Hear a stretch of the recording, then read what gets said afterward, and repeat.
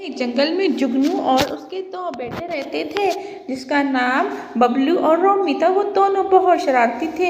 हर वक्त उनकी शिकायत मोहल्ले से, स्कूल से आती रहती थी। उसके पिता उनसे कहते, अरे बेटे, आज के बाद तुम लोगों की शिकायत आई तो मैं तुम लोगों को बहुत मारूंगा। मुझे शिकायत का मौका नहीं मिलना चाहिए। इस पर बबलू और रोमी बोलते हैं, अरे पिताजी, अगर आप हमें मेले में ले जाएं तो हम आपको कभी भी शिकायत का मौका नहीं देंगे। बबलू का पापा बोलता, अच्छा अच्छा ठीक है, मैं ले जाऊंगा किसी दिन तुम लोगों को उस मेले पे, लेकिन अभी मेरे पास टाइम नहीं है, जब टाइम हुआ तो ले जाऊंगा। बबलू ये और रोमी ये बात सुनकर नाराज हो जाते हैं।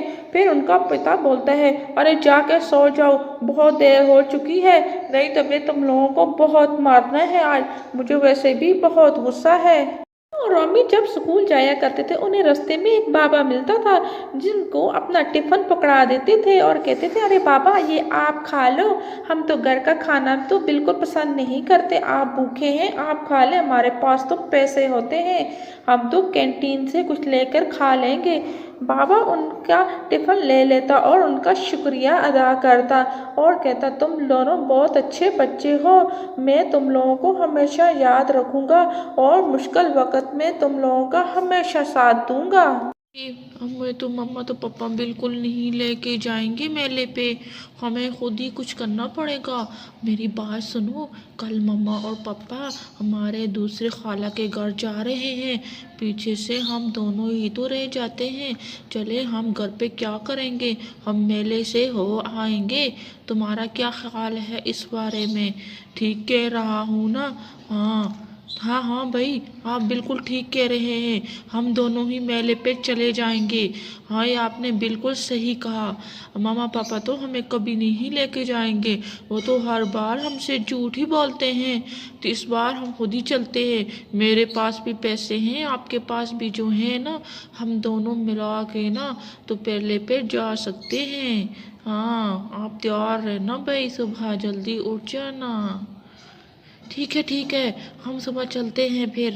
बबलू और रोमी दोनों बहुत खुश थे मेले पर जाने के लिए। फिर बबलू रोमी से कहता है, चलो भाई, अब हम सो जाते हैं, सुबह हमें जल्दी भी उठना होगा अब। बबलू, रोमी, इधर आओ, हम जा रहे हैं, हमें देर हो रही है।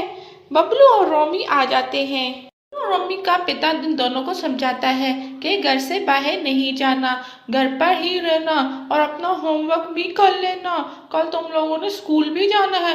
ठीक है पिताजी, हम कहीं नहीं जाएंगे, हम पूरा दिन अपने घर पर ही गुजारेंगे, आप बिल्कुल फिक्र नहीं करें।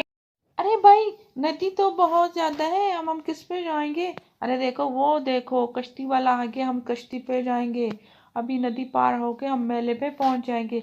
अरे कश्ती वाले, रुक जाओ रुक जाओ, वो कश्ती मिल जाती है नदी पार करने के लिए, वो जल्दी ही मेले में फिर पहुंच जाते हैं। बबलू और रोमी पार्क में पहुंच जाते हैं। बबलू रोमी से कहता है, भैया, कितना खूबसूरत पार्क और कितना खूबसूरत झूला लगा है यहाँ पे। अरे मुझे तो बहुत मज़ा आ रहा है भाई। भाई हम तो आज नहीं जाएंगे, बहुत मज़ा है यहाँ पे। चलो भाई, ये दूसरे झूले पे हम जाते हैं, बहुत एंजॉय करेंगे आज हम। शाम हो जाती है। रोमी और बबलू शाम होने तक वहीं खेलते रहते हैं। शाम में बारिश भी बहुत शुरू हो जाती है, लेकिन वो बारिश में भी खेलते रहते हैं, उन्हें समय का एहसास ही नहीं होता। जब उन्हें बबलू को ख्याल आता है घर भी वापस जाना है, वो नदी की तरफ आते हैं तो वहाँ पर कोई बोट नहीं देखती, नदी तो बहुत तेज़ आई होती है और बबलू और रोमी परेशान हो जाते हैं और रोने लग जाते हैं। अब हम क्या करेंगे, नदी तो बहुत तेज़ है, अब हम घर कैसे जाएंगे? आज माता पिता हमें नहीं छोड़ेंगे, हमें मारेंगे बहुत, अब हम कैसे घर जाएंगे? यहाँ तो कोई भी नहीं है, सब घर को चले गए हैं। अरे बबलू, अब हम क्या करेंगे? दूसरी तरफ बबलू और रोमी के माता पिता बहुत परेशान होते हैं। वो पूरे मोहल्ले वालों से पूछते हैं, अरे बबलू और रोमी को किसी ने देखा है? सब कहते हैं हमने तो नहीं देखा। फिर उसके माता पिता एक आगे गांव में जाते हैं, वहां उन्हें एक बाबा मिल जाता है। बाबा कहता है, अरे मैंने देखा है तुम्हारे बबलू और रोमी को, वो नदी पार करके वो तो मेले में जा चुके हैं। तुम लोग वहां पता करो, चलो मैं भी साथ चलता हूँ। बाबा बबलू के माता पिता को लेकर नदी किनारे पहुंच जाता है और कश्ती वाले को कहता है, अरे कश्ती वाले हमें नदी के दूसरे पार ले जा। कश्ती वाला कहता है, अरे बाबा नदी में बहुत तगयानी है, क्या हमने डूबना है? मैंने तो नहीं जाना, आप कोई अपना और ही कोई बंदोबस्त कर लो। अरे बाबा ये तो देख नहीं सकते कि नदी में आज कितना तूफान आया है। बाबा ये देख के खामोश हो जाता है और फिर अपनी टोपी नदी में फेंकता है और उसमें बैठकर नदी के दूसरे किनारे पहुंच जाता है। बाबा अपनी नदी में टोपी फेंकता है और उस पे बैठ के नदी के किनारे चले जाता है।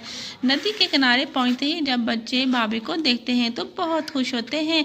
बाबा बच्चों को टोपी पर बैठाकर वापस ले आता है। बच्चों को आते देखकर उसके माता पिता बहुत खुश होते हैं और बाबा का बहुत शुक्रिया अदा करते हैं।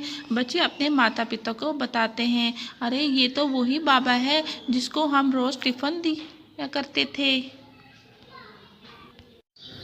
माता पिता बच्चों को कहते हैं, अरे बच्चों आप लोग हमारे पूछे बगैर वहाँ तक पहुँचे, ऐसा नहीं करना चाहिए। हमेशा अपनी माँ बाप की बात सुननी चाहिए। इस कहानी से हमें क्या सबक मिलता है हमें ज़रूर बताइएगा और हमारे चैनल को ज़रूर सब्सक्राइब कीजिए।